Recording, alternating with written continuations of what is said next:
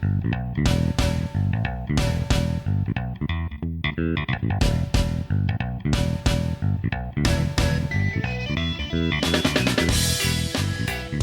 and welcome to Expected Value, the podcast that goes inside the sports analytics world. I'm Paul Carr from True Media. This is episode 70 of the show. For me, the number 70 in sports calls to mind Mark McGwire hitting 70 home runs back in 1998. I remember where I was when I watched it back in my days at Wheaton College in Illinois. Today's guest may not remember that moment, but he will likely remember February 28th, 2024. That was the day Matt Chang and his team were announced as winners of the NFL's Big Data Bowl at the NFL Combine in Indianapolis. This was the 6th annual Big Data Bowl, one of the premier sports analytics contests in the U.S. It's open to anyone from college students to professionals. And as Matt will explain, contestants are given a subset of NFL tracking data and asked to answer a specific question. Previous years included things like expected rush yards, identifying route types, special teams coverage. This year's general theme, as again Matt will explain, is tackling. And Matt and his team won the $25,000 first prize with their submission entitled Uncovering Missed Tackle Opportunities. Matt's the de facto frontman for a 4-person team, which also includes Catherine Dye, Daniel Jiang, and Harvey Chang. In this episode, Matt and I will chat about his professional background, since he doesn't work in sports, right now at least, how he and his team came together for the Big Data Bowl, the question that the NFL asked and what data they provided to answer that question, his team's trial and error process and figuring out their plan of attack, the process of creating their core metrics and the factors that went into it, how to define thresholds within those metrics, making the outputs easy to understand, next steps he would take if given the opportunity, and advice for anyone looking to enter contests like the Big Data Bowl. So I think there's a lot of good insight into process and how to start from scratch and create a model with some good data that you're provided. After that, producer Blake Arney will join me to react and wrap things up. Without further ado, here's the Expected Value conversation with Big Data Bowl winner Matt Chang.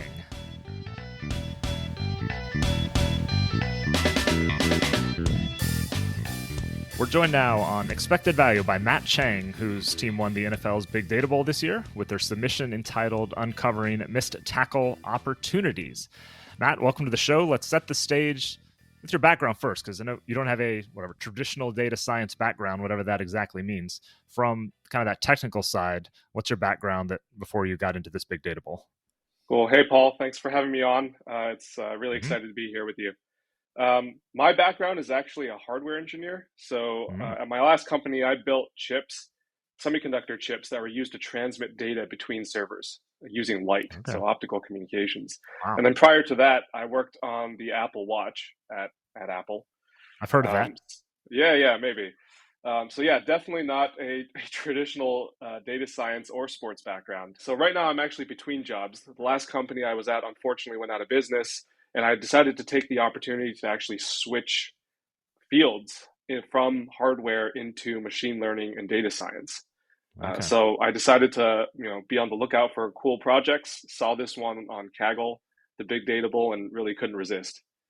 Yes, let's start. What was your interest in football? I know a few years ago there were a couple guys from Europe won, and they barely knew anything about it. And then sometimes we get traditional American kids from a sports standpoint that do well. What was your interest or knowledge in the NFL and football beforehand?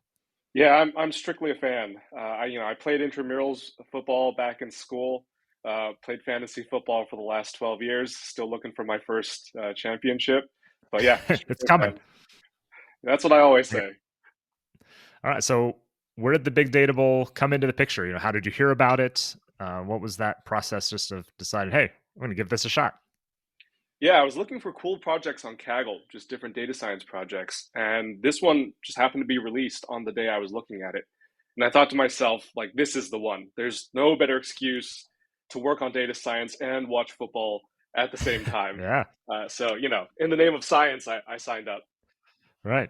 That's noble of you. Appreciate that. So you and your team, Catherine, Daniel, Harvey, how did you guys come together and decide to work on this project all together? Yeah, so once I signed up for the Big Data Bowl, I knew I wanted to assemble a team.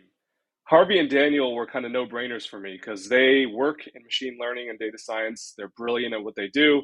More importantly, we won intramural championships together back in school, so I knew they had the championship DNA. Yeah. And then Catherine, I got her to sign up for fantasy football about 2 years ago. And then she signed up begrudgingly, but then became a bigger football nerd than I am. So she started, Ah, listening to the podcasts, watching yeah. games, following all the storylines. Now she knows more about it than I do. Wow. And she's also making a career transition into data science. So it was also a no brainer to ask her to join. And Nice. it turns out she's also my fiance. So that's also a Ah, plus. added bonus. There you Everybody go. wins there. Okay, so let's talk about the contest. What was the general question that the NFL asked, and what data did you get to try and help answer that question? Yeah, so the NFL asked us a pretty general question, which was to create insights or metrics that would help assign value to different elements of tackling. So what they did was they gave us a ton of data. They gave us tracking data, which basically means all the data of player position, speed, direction, acceleration, etc., for all 22 players on every single play from weeks 1 to 9 of the 2022 NFL season. And then on top of that, they also gave us special data about tackling. So they Hmm. told us which players made or missed tackles on every single one of those plays. And then they also gave us some usual data about plays, what was their outcome, whether they run or pass, things like that. Yeah. Okay, so you got the data. Where do you start from a conceptual standpoint? Because you said it's a very general question that could go a lot of different ways. How do you start even just thinking about what you're going to do here?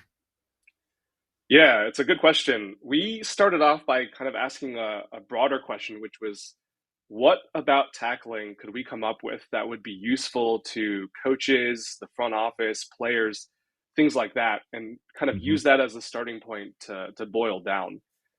From that, we brainstormed a couple of questions that we thought would be interesting, and we picked one that we thought would give us the best shot. As it turned out, the question we picked was had nothing to do with our end submission. We kind of had a roundabout way of finally getting there, but that was our process. So, you tell me what some of those things that didn't work that you tried? And yeah, what were some of those things first? Yeah, sure. So the first question we tried to answer that we thought would be useful was how many yards did a defender save by successfully making a tackle? Or put it another way, if they failed to make the tackle, how many more yards would the ball carrier have gotten?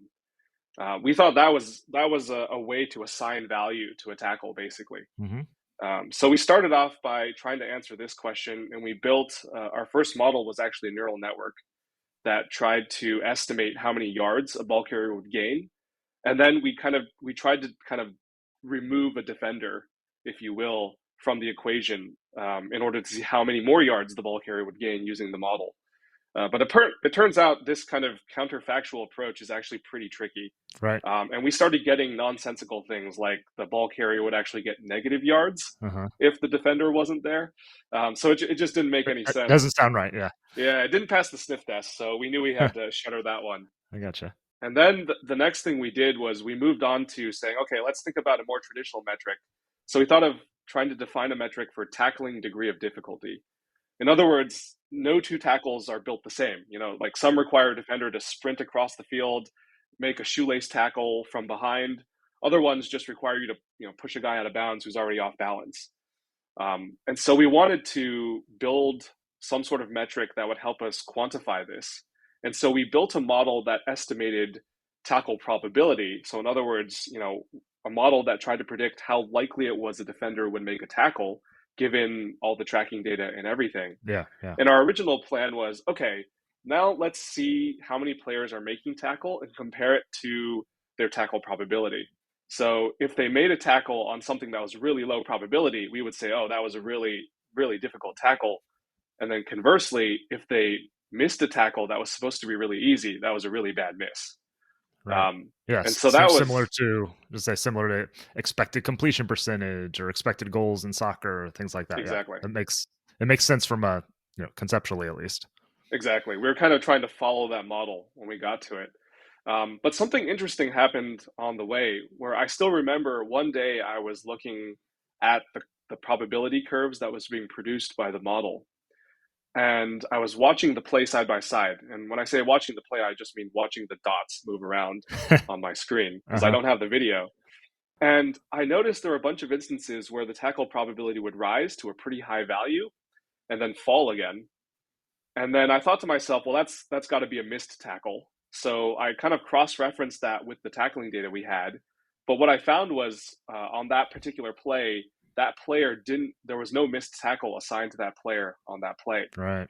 And I would see this over and over again on play after play, where there was just this mismatch between the model and what was happening, what was reported in the data.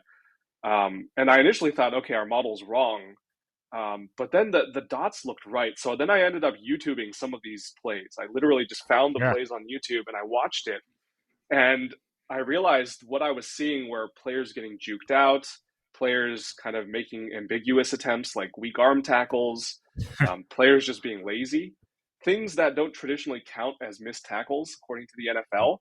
Right. But our model was flagging it as, hey, this was an opportunity that kind of got away. And I realized, oh, there's something here, and Yeah. that's how missed tackle opportunities was born. Okay. So yeah, you kind of mentioned the core of your project is tackle probability, which you then use to generate some other things. What factors go into defining tackle probability? Yeah, we've got nine features total. Half of them are what I would consider traditional player kinematics. So that would be, the separation between the defender and the ball carrier, the relative speed between the defender and the ball carrier in both X and Y directions, the relative orientation between the two players. Are they facing each other? Are they facing away from each other? And then I've got a whole bunch of features that focus on spatial distribution of players. And what I Hmm. mean by that was we realized for tackling, there's also a bunch of other stuff that you can't directly get from the tracking data that's important. For example, are there blockers between the ball carrier and the defender? That's Right. obviously really important. Are there multiple defenders surrounding the ball carrier that's kind of forcing them in a particular direction? Is the ball carrier, up against the sideline? So, they have that extra defender working against them. All these things were special spatial features that we decided to build special features for. And so we built three additional features. One of them, what we called the forward Voronoi area, basically tells you how much area the player has to themselves. Yep. Another one called team influence, and another one called blocker influence to try to capture these other spatial features. So you've got all these features that go into your probability tackle probability number. What's the next step? How do you do that? So you got the number, and then you've got to go somewhere else with it. What do you do next? Yeah, so you mean once we have the probability number? Right. Yeah. You have that. What are you doing next to convert that into your missed tackle opportunities and things like that to turn into something more than just a single play level type of number? We basically followed our nose. So exactly the story I told you a couple minutes ago about how I kind of watched this curve go up and then back down again. I realized we can follow the exact same recipe. So we built an algorithm that would basically track the probability, the tackle probability, and when it would rise above a particular threshold for a long enough period of time, in this case, 75% for more than half a second, we would log that as a tackle opportunity. And then if a player earned a tackle opportunity and subsequently their probability dropped below this threshold for another half a second, that's what we would call a missed tackle opportunity. So it was literally, the algorithm was literally just mimicking what I was observing on that curve. How do you land on those numbers, the 75% and the half second? How do you decide this is where our threshold should be? Yeah, great question. So there are actually multiple different thresholds here, right? So there's the 75% threshold, there's the half a second threshold, and something I didn't mention before, but our model is actually looking 1 second in the future. So Hmm. it's not trying to predict a tackle if the guy's already wrapped up. That's a foregone Right. conclusion. It's trying to predict 1 second down the road. And so all three of these numbers are actually critical for how the model works, and tweaking them is important to make sure the model works right. So to pick them, we started off by asking the simple question, which was like, we wanted to just look at tackling in and of itself. We didn't want to look at the pursuit. We didn't want to look at anything up to that point. We really wanted to focus on the window where the defender was about to attempt the tackle. And so we didn't really know as non-football players what a really good number is, but intuitively we thought, like 2 yards is kind of a good number, right? Where like that's far enough away where you're not wrapped up yet, but it's close enough where like, okay, you need to, as a defender, you need to be kind of getting in that motion. And so we picked 2 yards as this number. And what we did was we plotted histograms to see what would be the separation between the defender and the ball carrier for different periods of time before the tackle was actually made. And what we found was 2 yards typically on average corresponded to 1 second. And that's how we picked 1 second. Half a second was kind of derived from 1 second. And then the 75% was just trial and error. Well, we just picked a number to start with, and we saw how our model did compared to our test set. So actually, that's an important thing to mention. Whenever we're doing this engineering, we're always holding out this test set to see how our model's performing. So the test set is data that the model's never seen before. And so it's a really good test to see if the model's actually learning what you want it to, or if it's just memorizing the training data you fed it. Right. So we're always using the test set as a meter stick to see how well the model's doing. And so that 75% we picked because it ended up producing the smallest number of false positives or false negatives of our model. So one of the keys, as you know, I mean, anything that's created like this, you have to be able to explain it clearly. There's got to be a clean output, I guess, that's easily understandable. As you do all this, what are your then kind of next steps to come up with that final, types of numbers that, okay, this is ultimately what people care about, that you would show to, a coach or on TV or whatever it might be? Yeah, I think for us, we approached it from the perspective of we need to find something that verifies what the NFL already knows. In order for coaches or players or anyone to trust a new metric, it can't just be out of the blue. It can't be producing crazy numbers. Yeah. It's got to be first verifying their intuition or their current knowledge. And then using that as a base, you can kind of leap forward and say, okay, these are the new insights that we extract. So the first thing we did was, okay, let's make sure our model isn't just producing garbage. Let's see if it can actually catch all of the missed tackles that the NFL already produced. Yep. So that's the first thing we did, just to see how it did. And it caught, I think, a little over 90% of the missed tackles. And so that was a really good verification.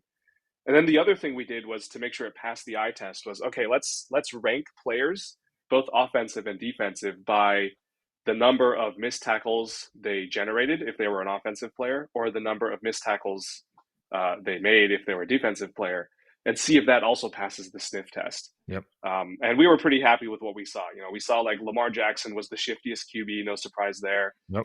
We saw Deebo Samuel actually looks more like a running back than a wide receiver from how shifty he is. A lot of ways. In a lot of ways, yeah, no surprise there. And then, it's kind of the who's who on the defensive side. We saw Fred Warner, Nick Bolton. A lot of these guys were popping up over and over again on the defensive side. Yeah, it's the Bill James quote that I'll get the numbers wrong, but 80% of what you see should match, and there should be like 20% that might be a little surprising when you have a metric like that. Exactly. Which kind of leads me to anything surprise you? Like, did somebody jump off the page that, oh, we didn't think this guy was either shifty or as good a tackler or something like that? What surprised you from what everything spit out? There was, I would say, from the data, there were a couple of things that didn't match our intuition. One of them was it looked like, I think his name is Frankie Luvu. I may be mispronouncing his last name, but he's a linebacker he was on the Panthers back in 2022. But he had a prolific season that year. If you looked at, the media and the stats he was putting up.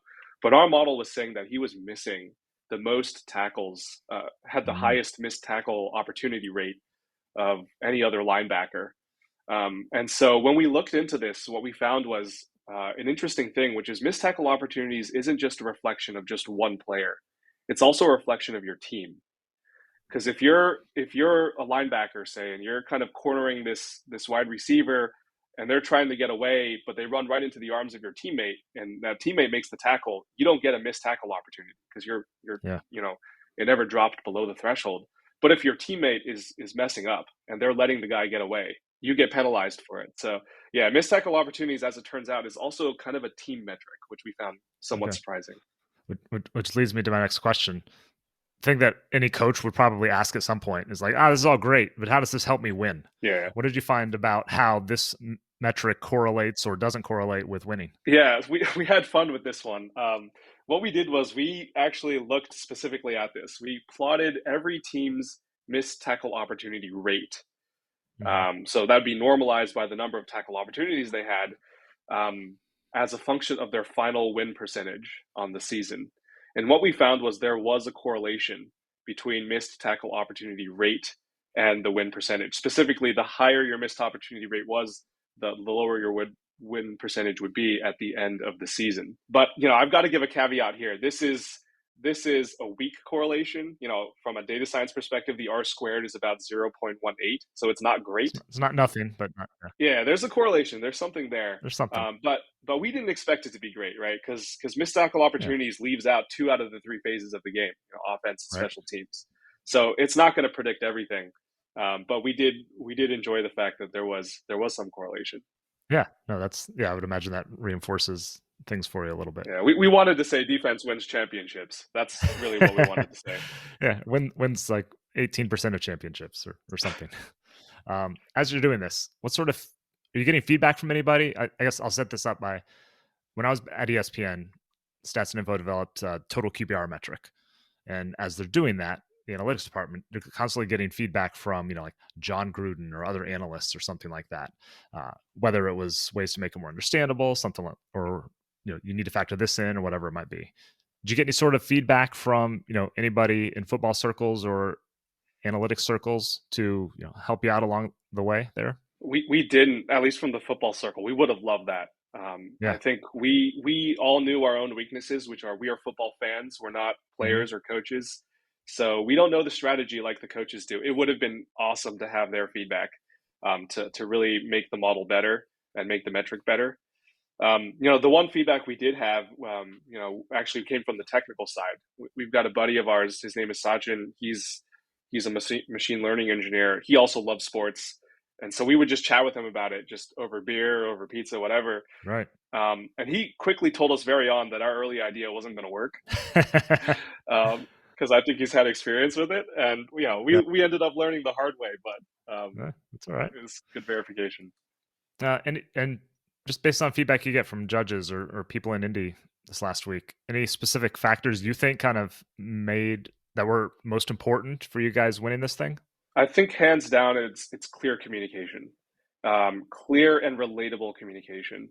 I think these, you have such a huge audience, a variety of people you're talking to with different knowledge bases, that it's really important to keep that in mind, that, your audience may not be technical. They may not be football. They may be somewhere in between. And so to really tailor what you're trying to say to make it concise, to make it intuitive, but to still highlight the main, so what question at the end. That was really important. Right. Yeah. You got the best metric in the world, but if you can't get out there succinctly and clearly, then it doesn't really matter, right? Exactly. Yeah. How long does all this take? I mean, I think the NFL opened it up in October. From just obviously you're not working on it, 50 hours a week or something for all that time. How long from a work time, et cetera, standpoint did all this take for you? Yeah, it's tough to say because it kind of goes in spurts. Yeah. Some weeks you got more time, some you don't. So it's really tough to pinpoint that. We did start brainstorming in mid-October ish. I'd probably, if I had to venture a guess, maybe three hours a day kind of thing. But really the main idea and, missed tackle opportunities, what we ended up submitting, that work didn't begin until December. Okay. Because of all our failed attempts leading up to that. So that one, it really came together quickly at the end once we realized, this is the idea. And once we saw it working, it really came together quickly. Yeah. Yeah, I can see just the way you explained it, that once you kind of land on it, the light bulb comes on, that it seems a pretty intuitive path to follow, even for someone like me who's not quite as in the weeds. Okay, let's say you had more data, more time, and we're just going to refine this. What would the theoretical next steps be if you were going to keep working on this project? Yeah, I think I would answer this question the way I think an exec or, a coach would. Right. The first thing I would do is, I would look at all the missed tackle opportunities we found. We found over 3,000 that weren't actually missed tackles, but missed tackle opportunities. And of those 3,000, I would first say, okay, how many of these are actually missed tackle opportunities? How many of these are actual mistakes? Because to the untrained eye, like me, they might look like a mistake, but a coach or a player might say, no, this guy never had a shot. Right. Or he's supposed to be there and force him that way or whatever it is. Yeah. Right. So I think the first thing I would do is I'd go through with the coaches and the teams and really fine tune the model, tweak the knobs on the parameters to really, remove remove the ones that aren't really mistakes and keep the ones that are. And then the second thing I would do would be like look at all the missed tackle opportunities you have left. Wouldn't it be really useful to figure out what types of missed tackle opportunities they are? Mm-hmm. For example, is this a guy who just took the wrong angle of attack? Is it a guy who was just in the wrong position? Is it a scheme based thing? I think there's a rich vein of data here to mine Yeah. that and questions you could really try to answer with that data. So that's the way I would go next if I had more data and more time. And I'm just trying to think this through in my head. Do you think you could do that with data? I mean, you could to an extent, I would imagine, maybe not 100% of the way, but you think you could define whatever types of missed tackle opportunities just using the numbers? I need a little help for sure. I need the expertise here. I think the first thing I would look at would be I'd first try to classify the tackles. Mm-hmm. Like tackles look so different depending on the type. So you could have a head-on tackle, you could have a chase down tackle, you could have an open field tackle, you could have an out of bounds tackle. They all look really, really different from the tracking data. And so actually building a model that's understanding all of these different types of tackles rather than a general one like we had that just tries to guess on everything, that would be step one to making the model better.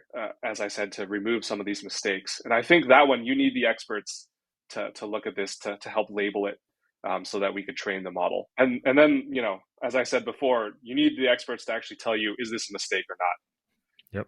Yeah, it's tricky. I remember ESPN had a video tracking team and just tracking like incompletion types, which seems pretty straightforward, but even that gets a little gray sometimes with where the defenders are and things like that. And this is obviously much more complicated. That's interesting. So, okay, you've won this contest. Just in general, advice for anyone who's interested in these kinds of things, whether it's this big data bowl, there's a similar hockey version. It doesn't even have to be sports. Just kind of, what do you tell someone who says, I'm interested in a data analytics, career or these contests? What do I need to know? Yeah, I think the first thing I would say is, I'm not even a data scientist by trade, right? There's tons of great people out there to ask. But if I had to think through it, the advice I would give, the things that worked well for us was the first one is really take time to visualize the data. Mm-hmm. And what I mean by that is, look at the data, build histograms to look at the distribution, right? If you're trying to build a model off fumbles, but you only have 22 fumbles to look at, that idea is not going to work. Right. Also, really take the time to build code that's going to help take the tables of data and turn it into a useful play, right?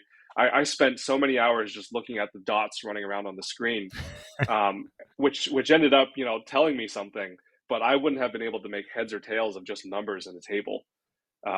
So really, really kind of taking the time to visualize the data, I think is valuable no matter what project you're working on. The second one I would say is just, you got to be constantly paying attention to details, Mm-hmm. Constantly paying attention to what your model is outputting, verifying that what it's outputting is real and not garbage. Because I think these tiny details are the things that might lead you to something that becomes big. Like for me, it was, watching these dots go up and down and watching the curve come back down and realizing that's not a missed tackle. That's something else. Did this change how you watch football?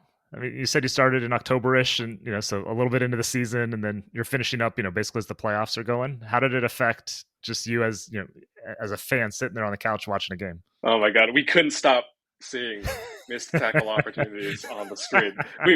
I'd literally be watching with Kat, and she'd just be ticking missed tackle opportunity. It totally, yeah, it really did. It really did change it. Yeah. Oh, that's funny. So a couple kind of just questions about your career before we get out of here. You mentioned hardware engineer, electrical engineering background. How does that complement, this sort of data analysis or data science? What does that? How does that help you bring a different perspective? I would say it complements it a lot Mm-hmm. from multiple perspectives. One is no matter what type of engineer you are, you're writing code these days. Right. So programming skills. You're working with numbers. You're working with data. No matter what you're doing. So just being familiar and comfortable with it is a Mm-hmm. huge part of it. I think there's a third one here, which is as a working engineer, you have to deal with project management a lot. You have to Yeah. make sure you're building out timelines and you're meeting deadlines. It's not like in school where you can cram something in last minute or just delay something. You got to deliver to a customer. And so what that means is you build out the project well in advance. You plan for things going wrong, and that really helps for something like this as well. Nice. And you mentioned your kind of transition in your career. What do you think might be next? Sports, is that a thing you want to go into, or we're not trying to put you on the spot, but just curious, kind of where you think you might be going next. I'm certainly open to it. I think I honestly never thought about sports as a career prior to this because it was just not my sector of the world. But having been at the combine and seeing the machine that is the NFL working and seeing all the people involved, like I really enjoy how people centric it is. Mm-hmm. It's really opened my eyes to things. So I'm definitely going to have some conversations with people and see where that leads me. Nice. Yeah, you win the Big Data Bowl, and that opens a lot of doors. I think, what they say, 40 some odd people who've been finalists have That's right. worked for teams now, something like that. Yeah, it doesn't hurt. Doesn't hurt at all. Let's wrap things up with our playing favorites segment. We just get through a number of your favorites. What's your favorite number and why? 17. When I was 10 years old, I was in a rec league basketball league, and the coach asked me what number I wanted. And I said 10 because I was 10 years old. Obviously. But 10 was taken, so I panicked and I said 17. And that's it. It stuck with you. I like it. Favorite athlete of yours, either now or as a kid growing up, whatever. Kobe. Just love the Mamba mentality. Rest in peace. So you live out in the Bay Area, work Silicon Valley-ish. Favorite thing you like to do for fun? You got a lot of options around there. Yeah, I picked up open ocean swimming recently. Ooh. Yeah, I used to be a runner, but I'm getting old, so I switched to swimming. And Yeah. I really like, seeing San Francisco or seeing the other parts of the Bay Area from the water. It's really nice. So I'm a swimmer, not a lot of oceans in Kansas, so I'm pretty much confined to the pool. Are you taking a boat out and swimming, or you just swim all the way out there? Both. They have designated open ocean spots you can just go to. Mm-hmm. They fence it off and everything. And then there's designated events where they'll actually, go out with a boat. A whole bunch of people are going, and it's a whole event. Nice. So yeah, both. Yeah, I like that. It's a good one. Favorite book that you've read recently? Surely You're Joking, Mr. Feynman. Okay. What's that about? It's an autobiography by a physicist named Richard Feynman. He won a Nobel Prize, but the reason why I like it is that the book has nothing to do with physics. Okay. It's really just Feynman himself, who was kind of a goofy guy, just talking about what he was doing and how he was getting into all these stupid situations and goofy stories. And he also happens to be just brilliant at physics on the side. Right. It's nice. That helps too. But it's mostly about him. Yeah. Finally, I know it's only been 48 hours or so as we record this since you won the Big Data Bowl, but favorite thing that's happened to you just because of the process? Doesn't have to be since winning, but just in general, favorite thing that's happened because of the Big Data Bowl. Yeah, I think I mentioned it earlier. It's just kind of seeing behind the scenes of the NFL, even a little bit, and just seeing how the machine is actually working. It's fascinating. Yeah. And I'd say there's a couple of stories that come to mind really quickly. Mm-hmm. One of them was when we were in the conference hotel. I was Harvey, my teammate. We call him Coach. Okay. Because he's real steady all the time. He's real down to earth, and he also coached us a lot while we were playing basketball in school. Gotcha. Anyway, so he's cool as a cucumber. We're going up the escalator, and he sees John Lynch, and he just starts giggling like a kid in a way I've never seen before. And he's like, "Yo, is that John Lynch?" That's fun. Yeah. And so that was really fun. Yeah. But in general, just I think getting to speak with everyone, all the experts, the judges, actual players, it was really cool. Nice. Yeah, it's fun. I've been to, I don't know, half a dozen combines or so. And yeah, you never know who you're going to see. You see them in different contexts. So takes your brain a minute to process oh, that was John Harbaugh who just went by or whatever it is. So yeah, glad you got to do that. And congratulations on the win once again. So Matt Chang, Big Data Bowl winner, uncovering missed tackle opportunities. Congratulations again. And thanks for joining us here on Expected Value. Thanks, Paul. Appreciate it. Back in the True Media Studios, I'm Paul Carr. Thank you to Matt Chang for joining us on the show. You can follow him on Twitter at mpchang17 and check our show notes. We have links to more info on his team's winning Big Data Bowl submission, their Kaggle page, and much more. And congratulations once again to Matt and the rest of his team. Catherine Dye, Daniel Jiang, and Harvey Chang. I'm joined now by producer Blake Arney. Blake, welcome back to the show. I know you listened to the conversation with Matt. What did you take away there?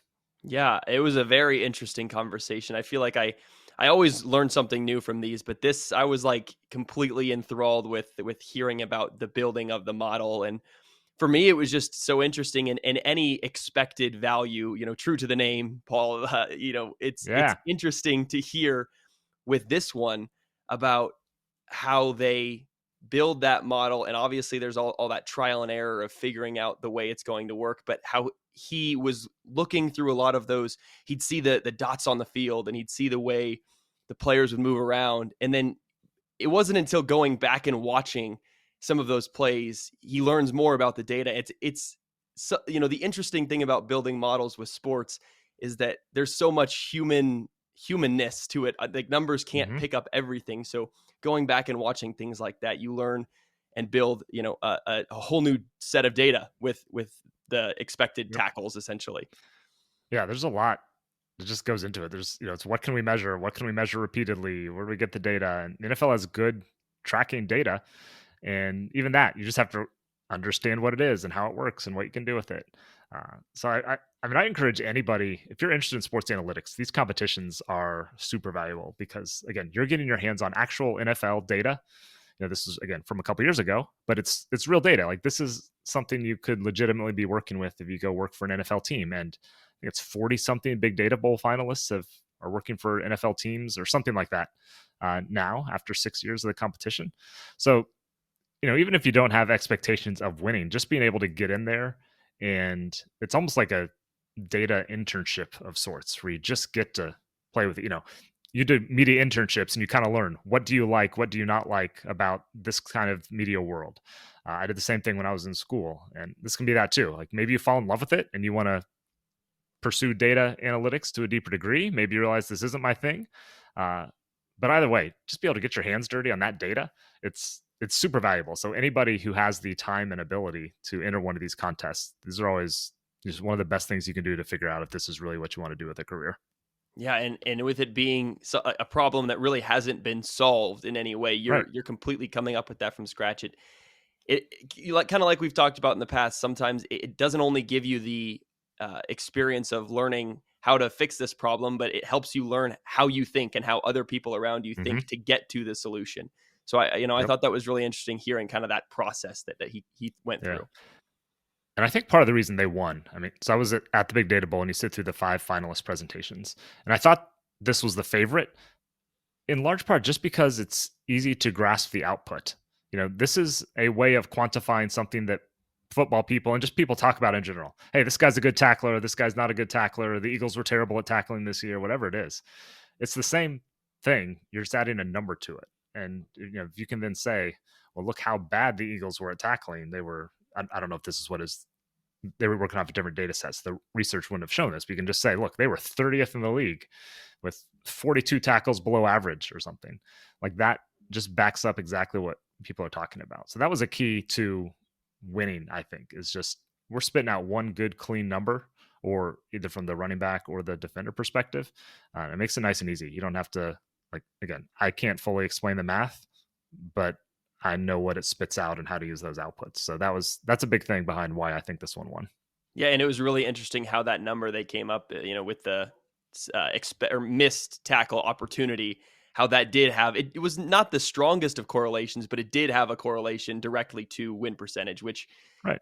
Clearly that shows that's a very well done model. Yep. Yeah. That's, if it's too perfect, I think it's the old Bill James thing I think I referenced. If it's too perfect, then it's not necessarily worthwhile. But if it's got something interesting, then you probably got something you can work with there. And I think it did. So, all right. Thanks, Blake. Thank you one last time to Matt Chang for joining us on the show.